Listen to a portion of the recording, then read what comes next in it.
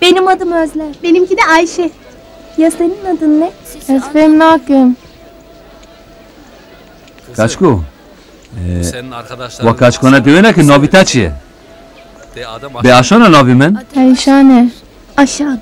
aşan ya. Aşan ya. Aşa? He ya. Aşan. Benim kızımın adı da Aşan.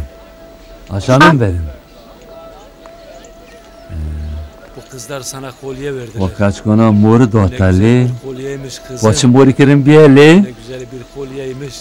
Sen bunu kızıma mı verdin? Bak kızım. Güzel kızım. Neski? Bu kaç arkadaşlar kona, bu kolyeyi moriye sana doyat verdiler ver. ya.